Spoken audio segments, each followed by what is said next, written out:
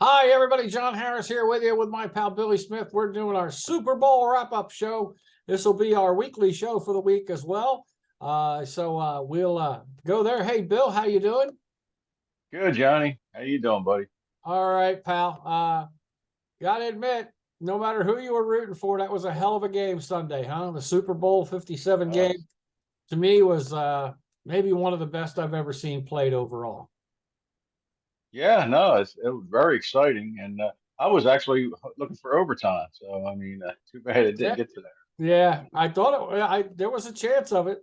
And if you think about it, I think we said it in last week's show, the pre Super Bowl show. They scored right about the same amount of points, and sure as heck, that's how it came down to as well. As only a 3 point difference. Yeah, So pretty interesting stuff there. I think the game turned on two things. Well, maybe three. Of course, as we talk, I'll change it to four or five or six. Maybe this should be tied with one, and by the time I'm done, it'll be eight or nine. Um, um, One, I think momentum did change and shift a little bit after Hurts's fumble that came up with a scoop and score for the Chiefs. And it was a fumble not caused by a hit. It was just a switching hands. He just fumbled the ball. hmm It's a shame. Don't get me wrong. The Eagles had plenty of chances after that. I don't know if the momentum switched completely because I think Philly had gotten it back, but that was a big play.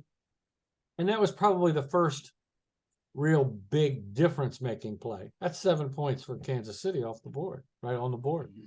Uh, I think the line play favored Kansas City. And a lot of people thought Philly's defensive line would be able to put some pressure on Mahomes. That didn't happen.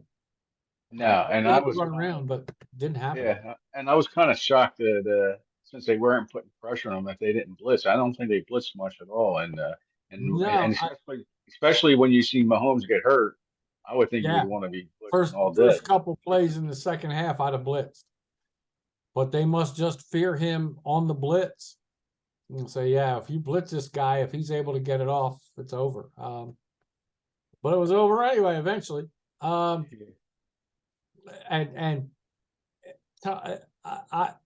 I root for both teams, so this is kind of Right. hard for me, but I am trying to look at it objectively. Outside of the fumble, Hurts probably outplayed him. He carried the offense on his back because there was no running game for Philadelphia. Right. So that tells you the defensive line for Kansas City outplayed the offensive line of Philadelphia, um, at least in regards to the running game. Uh, it made Hurts run some more. Um, I will say, Hurts was throwing the long ball on the money. Oh yeah. Yep. I mean, he hit that pass, he hit A.J. Brown on in the end zone, and he threw a pass almost Mahomes like running left, throwing back right to Dallas Goedert for a first down once. He made some incredible throws. So, I mean, I think the shoulder was healthy enough. I think Philadelphia should be excited, but I do believe they were slightly, which is the score, that's how it ended up, slightly outplayed by Kansas City. A game to me of two different halves. Philly won the first half, Kansas City won the second half. Kansas City with Eric Bieniemy and Andy Reid running that offense made adjustments at halftime. Philly didn't look like they made any adjustments at halftime. Uh, A couple of the touchdowns were wide open. The one to yeah. Tony and the one to Sky Moore, those guys, it's really the same play except the second different sides of it of Yes. but it really looked like the same play. So Real Kansas good City, play. Yeah, real yeah, good play. both real good plays. Broken defense. I don't know what happened in the coverage on both sides of those plays, but they saw something and they made that adjustment when they needed it. They got it. Uh, Yeah. Tony with a great punt return. I think they said it's the longest in Super Bowl history, and he only missed by what, 3 yards or 2 yards of scoring. Hmm. And there are people, and when you go back and look at the replay, I can see the argument, but it doesn't really matter. And the Eagles were the ones that came out and said, look, the Chiefs had to play on the same field. That line drive punt may have been caused because the punter slipped on the turf. That to me was the worst thing about the game, was the turf, Right. not the punt. I mean, you got to learn to deal with it, especially if you already know it's a bad field. You Hmm. got to figure out a way, get bigger cleats, or, look around for a spot, you're going to land on and kick the ball away. But easier to say than do, obviously. Players for both sides were slipping on that turf all game long. It just, the NFL's got to wake up and smell the coffee here. I don't understand what's going on. That field, they said they've worked on that field with that sod and that grass for 2 years. I'd hate to see what happened if they worked on it for 5 years. It'd be like an ice rink. Heck, I was Yeah. waiting for hockey sticks to come out any second. I mean, and it was even worse, of course, and it always is, where they painted it. And of course, Right. you got all these bigger emblems for the Super Bowl, so a whole boatload of Yeah. insignias are on Yeah, there. and and what gets me with that is everybody knows it's a Super Bowl. You don't have to paint the whole field. Yeah, You I know, don't need to oh, see the big NFL logo. I know it's the friggin' NFL. If you want, talk to the TV people and have them impose, like they do the first down line, superimpose an image, a CGI thing, so you don't paint the field. You know, it can be done. Why do they paint the field? Because you know what happens when you paint grass, Bill. All of us that have ever had a lawn in the world knows what happens when you paint grass. It gets stiff. You can't really run or walk on it. It's slippery. Um, I mean, you could walk, but you can't run on it. You can't pivot. You can't plant your foot with any dependability. And they were just asking. I really think they were lucky, because to me, they were just asking for somebody to get hurt. yeah, absolutely. Uh, both teams lost coverages on guys, and I would say a couple of times on both sides, it was because the defender slipped after the receiver makes a move. Hmm. Um, they showed one where the Eagles kicker almost, twisted his foot on a kickoff. Yep. I mean, it was absolutely atrocious. And to me, at one point, not only did it affect the game both ways, I'm not going to say one team had an advantage over the other, nothing like that, but it still affects the performance of the two best teams in your sport. If you're the NFL, you got to do better. You know how I like to say, oh, I'm sorry, but there's no I'm sorry, but here. You got to do better. That that field could have hurt somebody. It definitely affected the play of your two teams. Uh, I just think it was atrocious that big a game where you got all the marbles. This is the showcase game for your league, and the field is like that. But the worst part about this, Bill, is we are so ingrained on watching the NFL now that they don't have to pay attention to this. It's such a money-making machine. They don't care. They really Yeah. don't. They don't care. They might try to throw some But smoke and mirrors up for next year's game or something, but mhm. I don't think they give a rat's ass. No, they don't. Oh, I I just don't. blew the whole YouTube thing again. We'll be on, but I gotta check the little not age appropriate box again. So so now that I've screwed that up, I might as well say that field was like shit. It would have been like running on dung. It was awful. So tell me what you think, Bill. No, I totally agree. I think it was a disgrace. Like you said, they have to do better, and I don't think you have to have the whole field full of emblems and Yeah, we know it's Super Bowl 57, or we wouldn't be watching it. We know right. it's the NFL Super Bowl, or we wouldn't be watching it. Um, it's just, you got to do better than that. Come on, NFL. You're already the no fun league. All right. Yeah. The NFL also stands for not for long. And if you keep making players play on fields like that, they won't play for long because they're going to be hurt. So, owners are the ones that should speak up to the commissioner's office and say, look, we got too much money wrapped up in these players to risk one of them getting hurt by trying to run on a hockey rink. Yeah. It was that bad. I mean, could you imagine Patrick Mahomes getting hurt permanently on a field like that? That would be just absolutely awful. The money you got wrapped up in him. The Phillies got their future franchise quarterback. I'm sure they're going to extend at some point. Could you imagine him getting hurt on a field like that before he gets to sign that big contract? Yeah, it's uncalled for. It's awful. But they probably won't because, they don't care. Is that I mean, besides the paint, it was the choppiness. I don't understand being out there where they're from that it's not pristine. I mean, yeah. it ain't like it's raining and snowing and.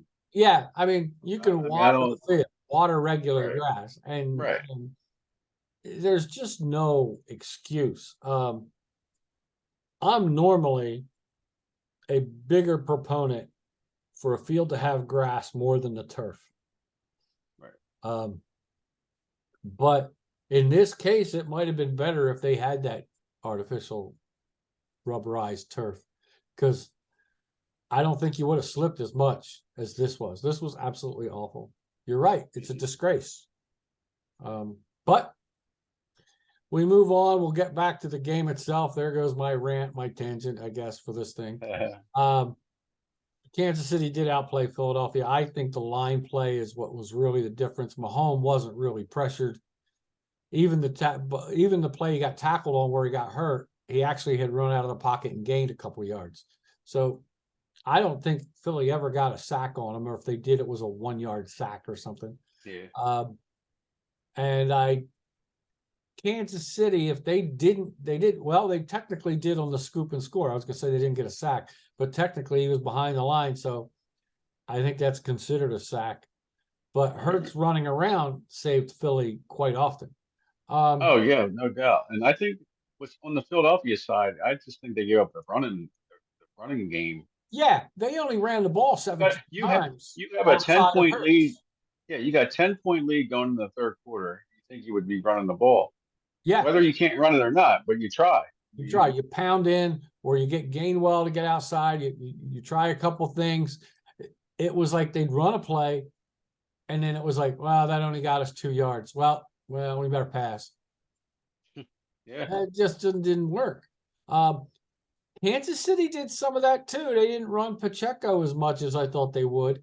And I thought that Philadelphia's run defense was a little susceptible. That's what we were told ahead of time. But the Chiefs must have thought they'd be able to contain it. I mean, a few times Pacheco ran the first half and he gained some yards. And I thought they're going to keep going to this. They didn't, but that's Andy Reid. He's the screen guy. He's always played that way. And you know that going in. But when you're better at that one thing and it can't be stopped, you go with it. They scored 38 points, 31 on offense. So you got to say, well, you got to tip your hat. They won the game. So, but you're right. I think Philadelphia only ran the ball outside of Hurts. The running backs only had 17 carries. They averaged just a little bit over 2 yards a carry, but 17 carries is not enough. There's running backs used to get 30, 35 carries. Emmitt Smith was famous for getting over 30 carries a game, and it eats up more clock, which, like you said, Philly had a 10-point lead. Run the ball, especially to start the second half. When you get it the first time, run the ball. They didn't. And I thought they left at least 8 points on the board. 2 times they kicked field goals in the first half when they should have been able to get touchdowns. Right. So they left some points on the board. One was due to a penalty, which was it wasn't a holding. It was early start by a lineman, illegal procedure. Took them back to like 3rd and 16 or something, so they couldn't get the first down. Had to kick a field goal. And then there was another time they got close in and they didn't go for it. And it's 4th and 3. Everybody thought they were going to go for it. They didn't. They kicked the field goal. But, those things happen during the course of a game. But you got to admit, Kansas City played well, and they played just enough to win. And even Eagles players and coaches say that. They said, look, we got beat. They were better than us. And I give Philly credit for being a little bit more stand-up guys than they have been in the past. The kid, I can't remember his name, the kid that got called for the holding penalty, flat out said it was holding. I was just hoping they didn't see it. He admitted it. Yeah. How many guys admit that? I give him credit. And then, And on that point though too, a lot of them were complaining that the ball wasn't catchable. Well, you don't know judge that. that. You can't judge that. No. I don't think any of the Eagles themselves said that, but because you're No, taking no, not the Eagles. I'm just saying fans. fans. One thing I will say is Eagles and Dallas fans, and I'm a huge Eagles supporter, but you can't stretch this to the point of where it was a quote unquote not a catchable ball. You don't know that. The hold took place just as he was starting his route, and the route was going to be an in and up. We don't know that he wouldn't have gotten there. So it's one of those woe is me, we should have won, boo-hoo, boo-hoo. It's over, folks. They didn't win. They played very well. Their future looks bright, but not bright enough to wear shades right now. It's dark out. The future's bright, but there's a couple of glitches here in the ointment. And I'll tell you what they are, Bill, and you and I have both covered these things, and I've reported it on Facebook and other places all day long. Philadelphia has lost both coordinators today. It was official that the Colts coordinator, new Colts head coach, was Philly's offensive coordinator, Shane Steichen. He is now your Indianapolis Colts head coach, Bill, and that's your team. Yeah, I'll take it. There you go. And I'm sure Sirianni had something to do with that too, because he used to be with the Colts, so he probably said it's a good organization. Here's your opportunity. I'm sure that Steichen probably talked to him about it. Yeah. And you never know, they may have talked to Sirianni as well and said, what do you think of this guy? Probably did somewhere along the line. I'm sure they contacted the other team because they have to contact them to get permission to even speak to him. Right. So I'm sure it's like, what do you think of him? What are his strengths and weaknesses? And then, like you said, he's going to go back to Steichen and say, hey, look, they asked me about this and that. This is what I told him. Right. It's going to be interesting who Philly hires, especially to run the offense. Now, Sirianni is an offensive guy, so we don't know how much of a hand he had in the offense that Steichen was running. Mm-hmm. He may have had a pretty good hand in it, like Andy Reid does with Eric Bieniemy, or he might have said, "Look, here's the basics. It's on you." Mm-hmm. So we'll have to wait and see what happens if you're Philly. The surprise to me, though, came, I know he's been on some lists, but Jonathan Gannon being hired by Arizona to become their head coach, the now former defensive coordinator of the Eagles. So like we said, Philadelphia's coordinators are both gone. Arizona's hiring a defensive guy, where the last coach they had was the offensive guy, Kingsbury. And now it's going to be, what do we have? Arizona's defense was pretty poor, like fourth worst in the league, I think it was. So their defense wasn't great. not going to help that Gannon's going to walk into Arizona without J.J. Watt, who retired. Yeah. He's like, That's a oh, big man. deal. Yeah. So, and the same thing, is he going to handle the defense, or is he going to hire somebody that he knows and say, look, here's my philosophy, put it together, put the game plan together? I think it's going to be interesting to watch those two teams. I like the Colts hire because it's a sign to me that they're going to start over, because let's face it, they have to get a new quarterback. Right. Steichen gets a lot of the credit for helping Jalen Hurts turn around. If he can do that with whoever the Colts get at quarterback, if it's a young player, then I think they're going to be okay. Let's face it, he's going to come in and judge. I can't remember his name. The kid that they started a couple times. Is this kid any good and just needs a better offense, or do we need to go get one? They have the 4th pick in the draft. Right. So I did look that up. So And it looks like it's C.J. Stroud. Looks like might be there. But if he's I don't know there, what's that that might be the going guy to to get, Bill. I think. Yeah, I mean, But yeah, I don't know if there's anybody else in this draft, unless you no, sign I another. mean, You don't want to sign another long in the it's tooth guy. it's actually a weak quarterback draft. It is There's only 2, maybe 3. 3 at the Um, most.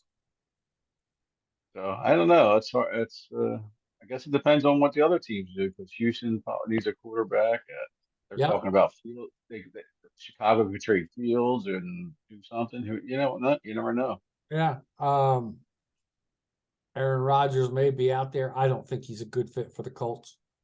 No, no, and they've already went through the It's not even on a list. People yeah, aren't even. the carousel of the old Yeah, exactly. The Colts have been doing that for about what, 5 years now, ever since and Andrew Luck. not Yeah, 4 to 5 years, and it hasn't worked at all. I do think this may sound strange to you. I do think Derek Carr would be a nice fit there, or could be. yeah. I mean, But of he's the not older guy, he's not that old. Yeah, right. He's like but 32, so he could have 4, 5, 6 good years left in him. And I think look what he did with a Raiders team that was just awful, not this past year before, that had an awful offense, and he somehow was able to work them into the playoffs. This year, I can't blame him. Their offensive line didn't give him any protection. He really only had one receiver most of the year. Waller was hurt. I can't remember the kid on the other side, but he was hurt a lot. So all he had was Devontae Davis. Great receiver, but if that's all you got, he's going to be double and triple teamed. And they needed to go to Brandon Jacobs more in the running game. yeah, and not taking away from anything from Steichen though, but the Eagles have one of the better offensive lines in the league. Yeah. So that makes your job a lot easier. So now the Colts don't have that, Right. and so I mean, you Yeah, can't that's what I'm expect saying. them We're to. going to find out if Steichen is Yeah, that good. Hey, you never know. I think Gardner Minshew is going to be a free agent. that could be a possibility. I mean, Yep. And if he likes Minshew, yeah, I mean that's a real good I like him. possibility. They lost both games, but their offense is a lot different with Minshew, Philadelphia's is, than without Hurts. So it's a whole different offense they're trying to put together for his games. But I think if you put him in the right offense again, he showed in Jacksonville that he could play. And he had moments in Philly where he could play. I like Minshew, and I think he's a free agent because he wanted to be traded before the season, and they said, "No, we like you here as our backup." I think he could, if he gets a shot somewhere, I think he could be pretty good, and he's not old either. Yeah. So I wouldn't mind him in Indy. I'd be afraid of him in Washington. They need a quarterback, so it's going to be interesting what they do. But there it is, buddy. And Derek Carr, by the way, was released officially by the Raiders today. He is now a free agent. And that saved the Raiders $40 million. Yes, that's exactly why he was cut for 40 million $1 million a year. a year. Unbelievable. Yep. But he's cut, and I guess it wasn't guaranteed. So, but we don't know. Maybe some of it was guaranteed. We don't know. But they wouldn't have cut him probably if it was guaranteed. Not 40 Right. million. Oh yeah, yeah. No, You know what I no. mean? I don't care if he's the water boy. He's a $40 million water boy. He's wearing a jersey and he's on, so it's not guaranteed. He's going to sign somewhere. He's not going to get 40, but he's going to sign somewhere. They're Could be. saying New Orleans. New Orleans has the I was going to inside. say New Orleans supposedly has the inside track. The Jets are looking at him as well, but the And Jets may be holding he out would fit. hope for He Rodgers. would fit. Yeah, he would fit good with the I think he Jets. fit good with the And Jets. I would do York the. would like him. I would take him over Rodgers because Rodgers don't have that many years left. That's true. That's true too. And Rodgers, you're going to pay more money for him. Yes. Yeah, because if it's in a trade, then he's getting his salary, and I think his salary is 40 mil or close to it. So,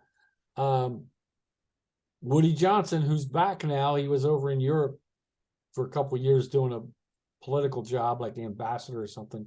He's back in the fold in New York. It's his team, and he says he's going to spend money. So we'll see what happens if that's true or not. And whether he has. Maybe they could hire us. We That's could use some true. money. You want to spend some money? You and I are out there, Bill. We can give them advice, right? I mean, I can tell you which way this offense is going to go, and you can too. Run the ball. Yeah, and we'll be Two good cheap. running backs. We're Run from the cheap. ball. Yeah, we'll be cheap because we're from the cheap seats. So We're from the cheap seats. We've already got our seats, and they're not 100,000. That's all I need. Yeah, I just want. Yeah, 6 figures is good for me. Yeah. I'm all right with that. But but I'm not going to say that. No, I'm not going to say that. I am going to say though that I think he would be Derek Carr would be a good fit in most places actually, but I think Indy, I think the Saints. Got to remember, I hate to bring this up, Tampa Bay is looking for a quarterback. Yeah. You know? Yeah. I mean, we're at the point where we could get up out of our wheelchairs and go play for Tampa Bay. And it's Florida. Yeah, I mean, depending who they keep, I think Rodgers could be a better fit there. Yeah. Yeah, that's probably true. He's got receivers, which he needs. Decent running backs. Running backs in Green Bay will be better than the ones in Tampa, but the receivers in Tampa are going to be better than the ones he's got in Green Bay. But I don't think he'll go there because Tom Brady, he'd have to win a Super Bowl to prove that he's as good as Tom Brady in Tampa. Right. So they'd have to pay him a lot. And I don't know if that's going to happen either. Because they need more than a quarterback at this point. I mean, they won their division, but I think if Carr goes to New Orleans, you almost got to make them the division favorite. Oh, yeah, no doubt. You got to remember, though, I think he's going to be a backup somewhere. Baker Mayfield's still out there. I think he'll be a backup somewhere. I don't see him starting this year after the year he had this year. He was serviceable for the Rams the end of the season, but they knew they weren't going anywhere. He had that great moment in his first game with the Rams, 48 hours after he was released or traded or whatever. He wins a game for him late. Yeah. He's had shining moments, but I don't see him as anything more than a backup that'll get some playing time on occasion somewhere. But no, I agree. He's a competitor. I like him.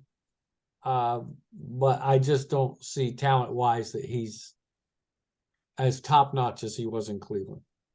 I think he had some moments in Cleveland where he was pretty good for that offense. Now, maybe you find out that offense and say, hey, he can run this type of, but I just don't see it.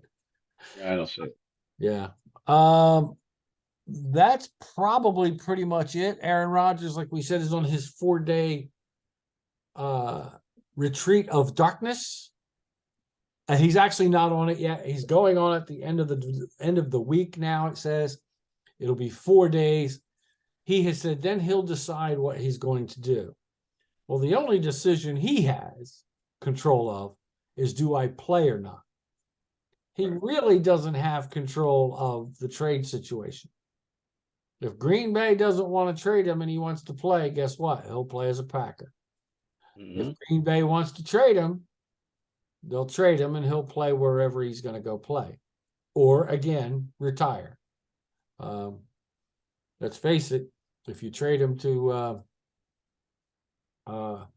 Houston, I'd retire. If I'm him, I'm out. Thank you. Just like a casino dealer. I'm out. I'm gone. AMF, baby. Adios, motherfucker. I'm gone. I'll tell you what, here's one. I think, depending on the Ravens, I think if the Ravens don't Yeah, that's a give good point too. Lamar Jackson. Jackson Yeah. money, then yeah, I could see them paying Rodgers for a year or two. Yeah, he might get a year or two with a team that's pretty close to winning something and then banking on him to put him over the top. That's why he could end up as a Jet. They're thinking he's pretty good, but I think, I mean, he'd be okay in New York as far as the press and all that, and he knows how to handle all these things. I don't know if they have enough receivers. They have a good running game, but I don't know if they have enough receivers unless they're going to get Rodgers and draft a receiver. Problem is, they're going to have to give up at least that pick and a couple more probably to get him. Yeah. So if they have a first round pick, they're not going to have it to get a receiver because they're going to have to give that up to Green Bay. Right. So the NFL soap opera begins, buddy. The equivalent to baseball's hot stove league is about, well, it's already started with coaches. And I did have, and I will see if I can bring it up again. Give me a second. The important, and we we got some offensive coordinators. Just some of the top ones that got signed is Brian Schottenheimer, yeah, Dallas. yeah. Kellen Moore, Chargers. I don't know if that's official yet, but I think that is official. I mean, that was done that day after he was done in Dallas is the day he was official in Bill O'Brien's back in New England. Well, in New England, he's back in the Bill NFL. O'Brien, right? Back in New England. And this one here, I don't know, is Hackett. Nathaniel Hackett, that was the Denver's head coach with the Jets. Well, that's the one thing everybody I don't thinks know. could I get don't know Rodgers to go. And I really think, and I'm probably in the majority, most people think that's why Hackett was hired, is because Aaron Rodgers and him are very close, and that he would sign with the Jets just to play with Hackett. He sucks as the offensive coordinator. He says he wasn't a good head coach. So no. Well, in OC, I think either they won the Super Bowl or were winning a lot more when Hackett was the offensive coordinator. There was some, we're going to try and find, there was a thing that had the important next NFL dates. Let me see if I can find it for you here. Key dates and rule changes. Here we go. Don't care about any of that. There's everybody kind of talking about that let me see. The 21st of February is the first day you can designate a franchise tag and transition tag. So as of the 21st on, anybody can be franchised. So that'll be curious to see how long the Ravens wait before they decide if they're going to franchise Lamar Jackson. They might do it as soon as the 21st, which is next week. I don't really care about the scouting combine. Wouldn't surprise me if the next couple of years the scouting combine goes away. There's a lot of players don't go to it, or they don't Don't fully go, yeah. participate, and I don't blame them. It's and I think too much credence is given to the combine. Um, scout kids like you used to scout the players in college and stuff. Whether a guy can run a 4.3 40 doesn't mean he can cover a guy or that he can break away and run a pass route. So I think it's overrated. It's okay to see what physical attributes they have, but a lot of them have pro days instead of the combine, and they have it at their college. You can go to their pro day and clock them and have them do stuff. I think it wouldn't surprise me if in the next couple of years it either goes away or is just a real minor thing that they still have. The 21st, like we said, it's the first day for franchise tags. They have to be done by March 7th. So you only got about 2 weeks. It is 2 weeks to franchise somebody. So that's coming up pretty quick. So we'll probably know about Lamar Jackson, at least his status as a franchise player. Now, it doesn't mean they can't sign and trade him. Doesn't mean he can't be traded to somebody for the franchise tag. And let them worry about his contract. But if Baltimore does that, I think they're sending up the white flag and they're starting over. But I don't think they have a choice if you get rid of Jackson. Unrestricted free agents, there's a real small window for them to negotiate from March 13th to 15th. From the 15th on, they can be signed. Trades can be official March 15th. And June 1st, cuts can be designated and stuff like that. Well, we'll see if there's anything really important. Annual league meetings, sometimes things happen at annual league meetings. Teams with new head coaches can start off-season conditioning programs April 3rd. That's 2 weeks before the other teams that already have established head coaches have to wait till April 17th.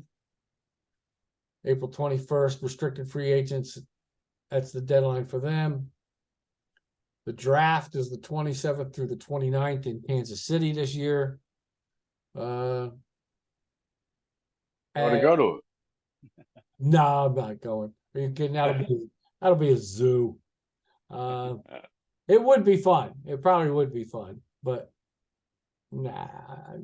I'd have to go by myself, stay 3-4 days, probably be in a coma most of the time, either a food coma or may take up drinking again, one or the other, or both. So I probably won't go. Plus traffic and everything. I'm not. You got to get a hotel room. I don't think it's 2 hours from here, so. And it's probably not exciting after the first couple of hours. I was gonna say after the first round, to me, anything else you're waiting for is a trade. You can watch that on TV. I'm to me, the draft is boring. The only thing that's exciting to me about the draft is how many picks can Mel Kiper get wrong, which is well over 90%, I bet. He's awful. But then how he can try to talk about how good the player is. Well, Mel, this is the guy. Oh, he's got great speed and he can handle it. Well, then why didn't you say he was going to be picked, Mel? Okay. You've got him in the 3rd round. He's picked number 6 in the 1st round. You're way off, Mel. The guy's a putz. And people just fall for it. He's got to spend more time putting product in his freaking hair than he does because I don't know where he gets it. It's opinion. Once a bill, that's a job you and I could do. Yeah. 6 figures. I'll look over some of these college games and we'll tell you who we think we can pick. We can't do worse than Mel Kiper. Mel Kiper. I'm gonna look up his numbers for maybe another show and how many does he get right? I will bet you at least first round. First round is probably his best bet because the first few you probably already know. You know this team's going to take a quarterback, and here's the bet. They're gimmies. Give me the 2nd round on, and this putz probably should just go in the back and put more product in his hair, because he's got a better shot at guessing where his hair is going to go than where these players are going to go. I don't want to. He's gonna, Yeah. tell us how you really feel. I was just gonna say, I know I just opened. Have you ever heard the term overrated?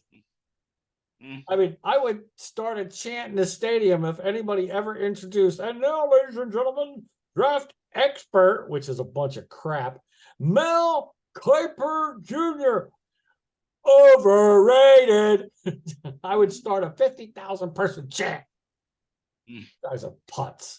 And then they did a 30 on 30 for him. That's how he got started.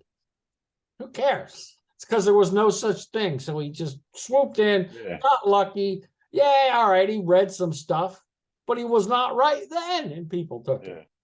He's a putz. The other guy, McShay, is more accurate than he is, and he ain't no bell winner either. It's all crapshoot. Yeah. So other than that, though, you're right, Bill. I should probably tell you a little more about how I feel about Mel Kiper. What a jackass. Other than that, I don't know. He could be a great guy. I get the feeling he's an egotistical jerk, but that's just me personally. I have nothing to base that on. Let's make that clear. That way you can sue me. It's all opinion, Mel. I'm allowed to have an opinion, like your shitty opinions with picking players. So we both have opinions.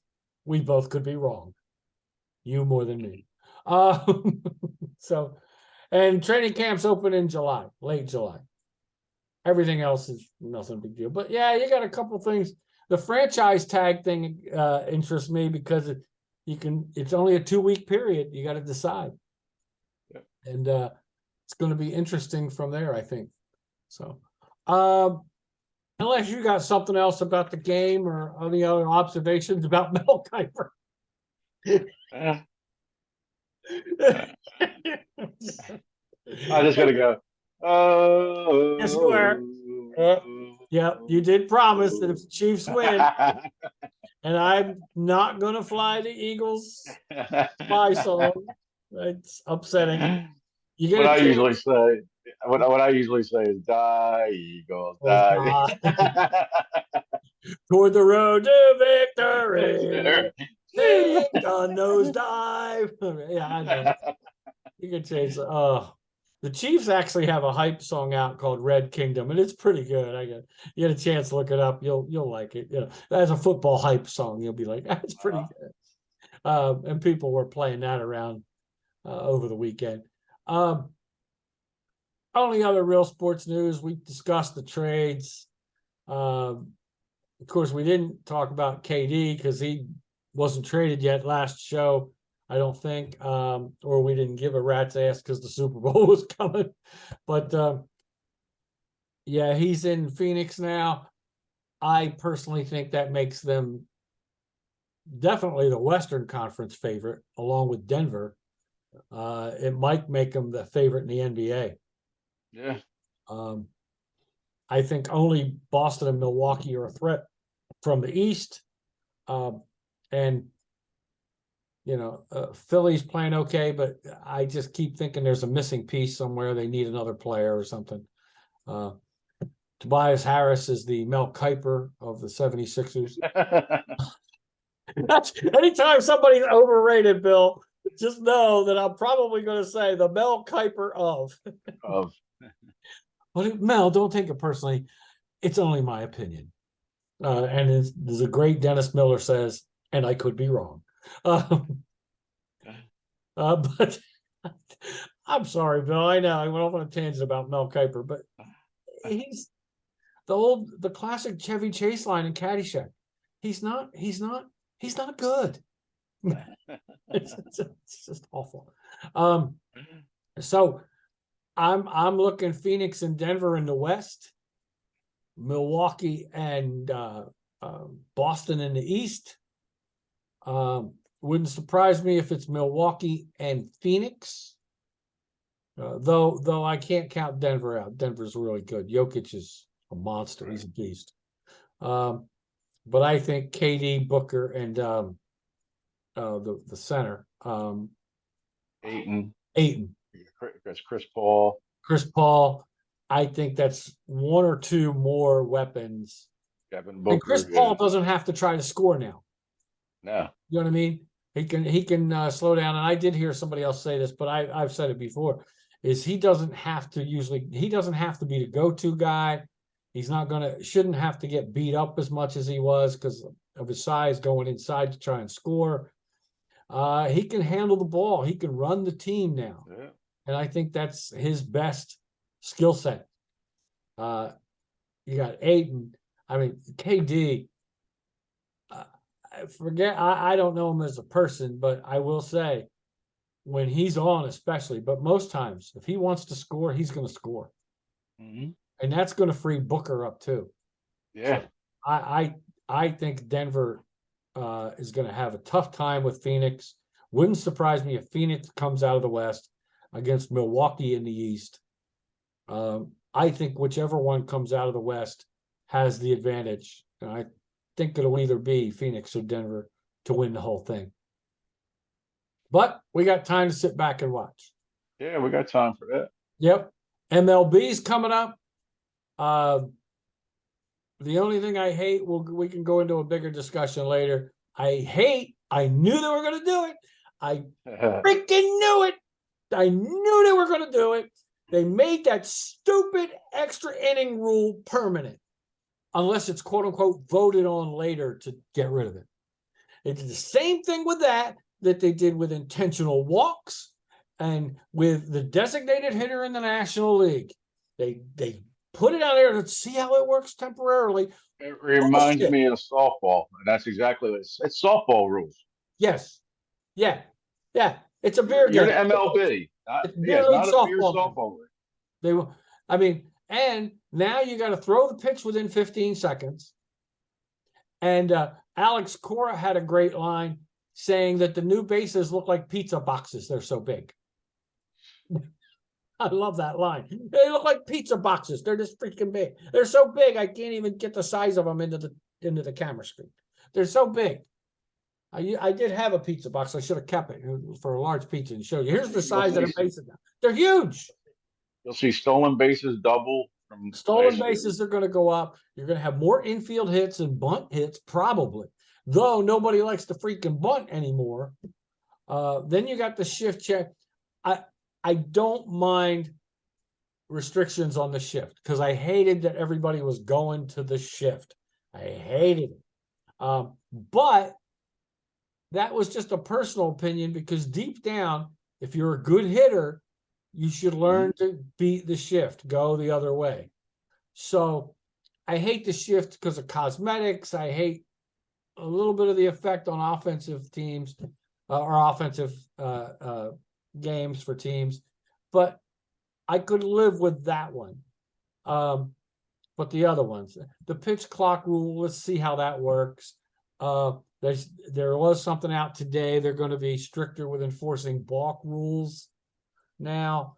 And there was another one too that had to do with pitching. I forget what that is.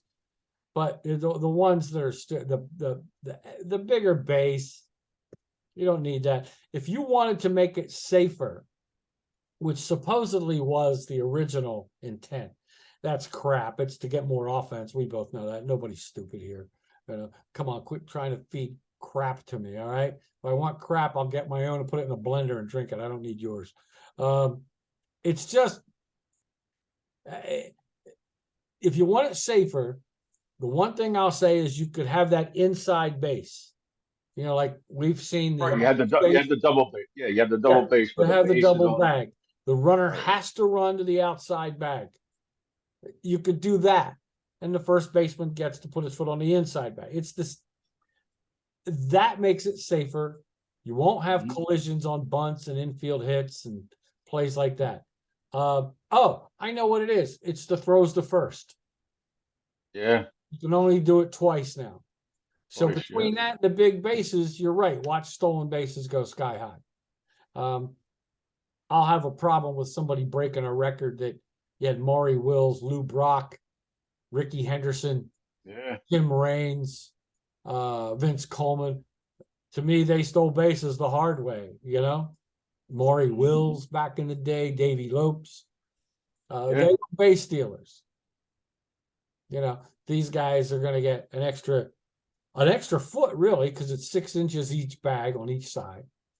So really, like an That extra much? foot. Is it that much? I thought they were going four I think inches. I think I the think it's 6 bases are inches. 6 inches, 3 on each side, bigger.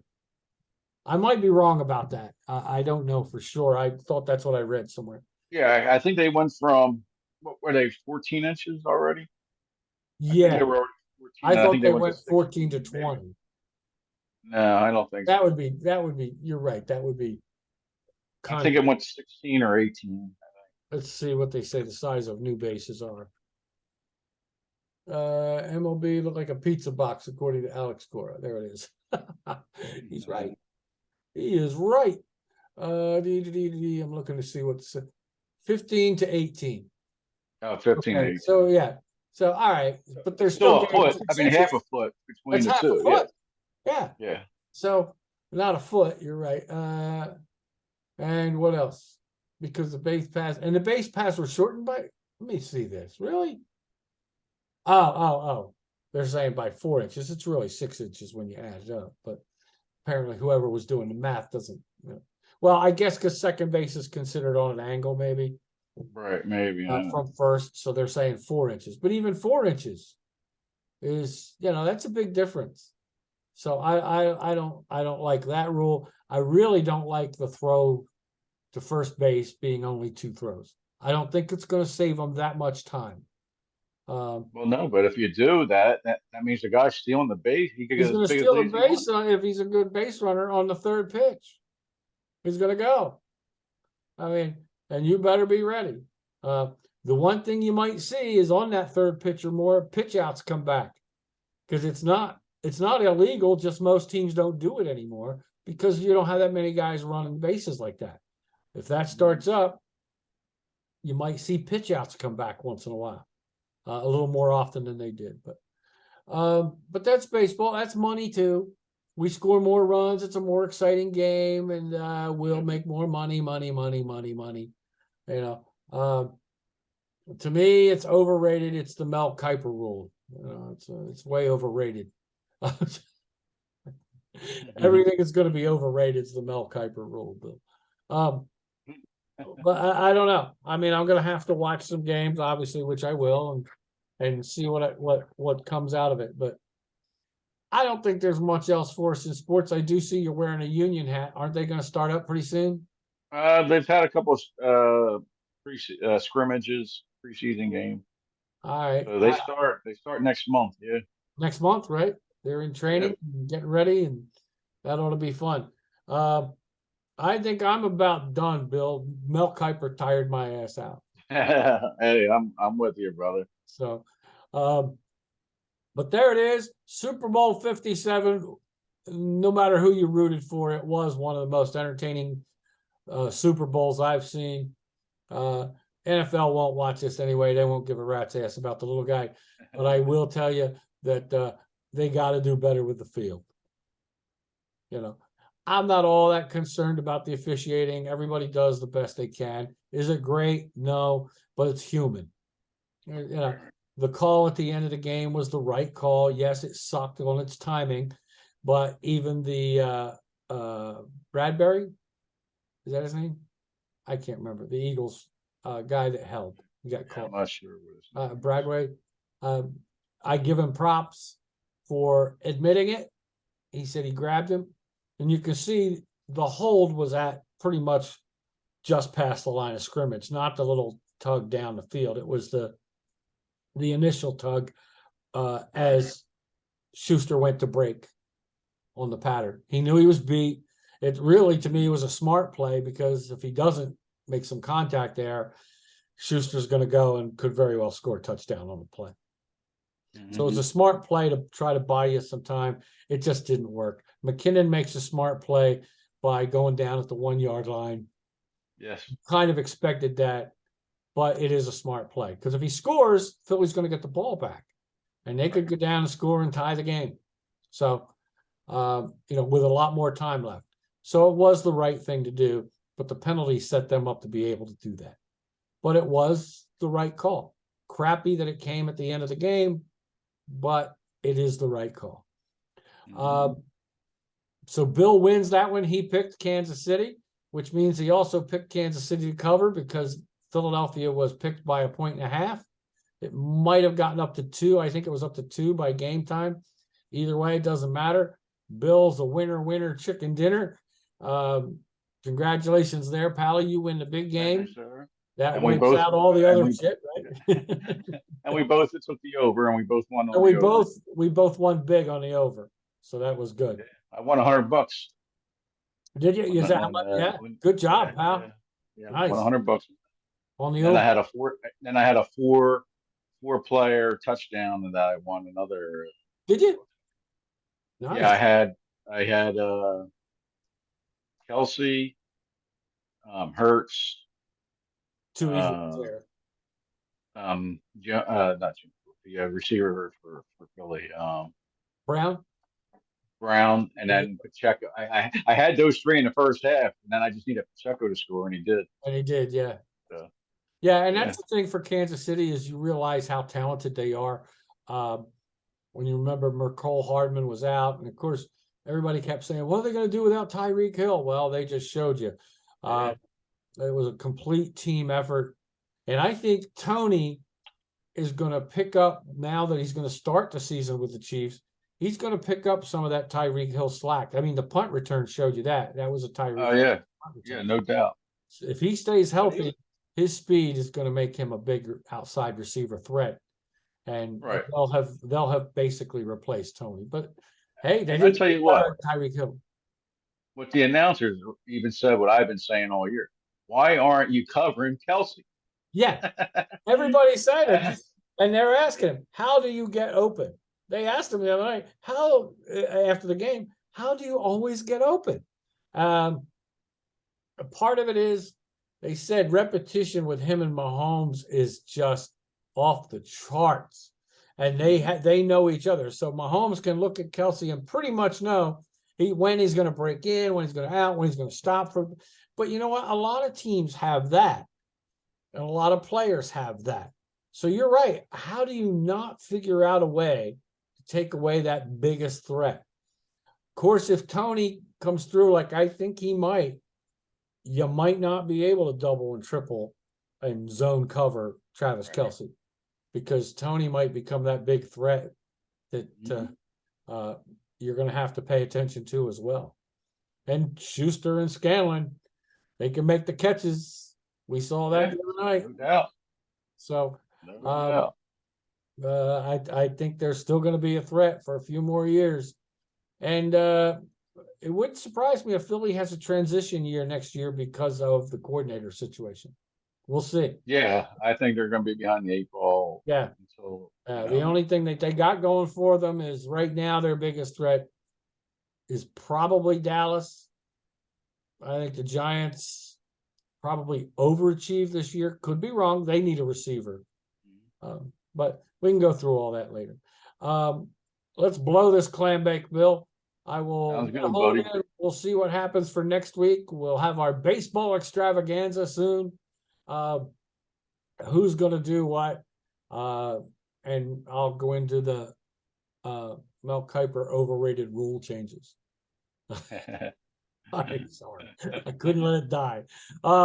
So for I'm going to pull a Jimmy Kimmel type thing here in a minute. But for my pal Billy Smith, great job this season, pal. We both would have won you some money, one more than the other, but it doesn't matter. Congratulations on winning the big game, and just keep plugging away, pal. I am going to put the link on there for the situation Bill's family is in. We'll have the link out there again, folks. Please click on that and do what you can. It's a GoFundMe page, and you'll see it. For my pal Billy Smith, for everybody that's watched this all NFL season, we are sitting in the cheap seats, and we'll be back next week with our baseball extravaganza. Have a great night, Bill. Thanks, pal. You do the same, buddy. All right. Good being And with hey, I don't want to forget, we didn't have time to get him on tonight, as Jimmy Kimmel would say, but good night to Mel Kiper. We'll have him on soon. Overrated weasel. We'll see you soon, pal. All right, buddy. Take care. Good night. Bye.